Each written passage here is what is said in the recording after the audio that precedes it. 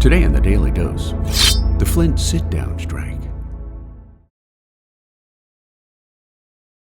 After the United Auto Workers, or UAW, formed in 1935, American auto workers began a series of sit-down strikes in some of General Motors' smaller plants in Atlanta, Kansas City, and Cleveland the following year, striking for increased wages and improved working conditions during some of the bleakest days of the Great Depression. While the federal government had determined in 1935 that an annual salary of $1,600 was the absolute minimum on which a family of four could survive, GM workers earned a miserable $900, while the company spent a whopping $839,000 on private thugs known as the Black Legion, intent on intimidating UAW members. And when auto workers took control of GM's Flint, Michigan die-casting plant on December 30th, 1936, where just two sets of dies stamped out the majority of GM's car bodies, the action dropped the auto giant to its knees. GM argued that the strikers were trespassing, yet multiple court orders failed to remove the workers from their sit-down takeover of the Flint facility.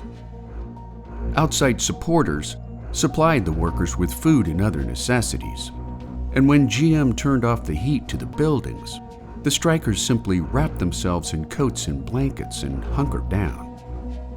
On January 11, 1937, police and company thugs tried to cut off the strikers' food supply, resulting in a riot quickly named by strikers as the Battle of the Running Bulls, which injured 16 workers and 11 policemen, plummeting GM's production of cars from 50,000 units in December to just 125 in February, after Michigan Governor Frank Murphy refused to use force to break the strike.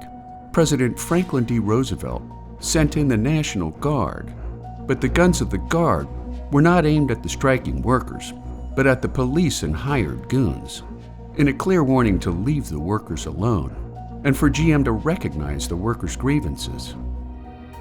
Now considered one of the most successful strikes of the 20th century, the 44-day sit-down strike ended on February 11, 1937, when GM President Alfred P. Sloan announced a $25 million pay raise, which in turn saw UAW membership rise from 30,000 to 500,000 members that same year, making the Flint sit-down strike of 1937 the first major win for organized labor in America.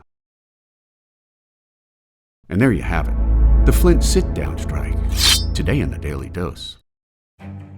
If you like learning something new every day, subscribe to the Daily Dose on YouTube or sign up for emails at dailydosenow.com.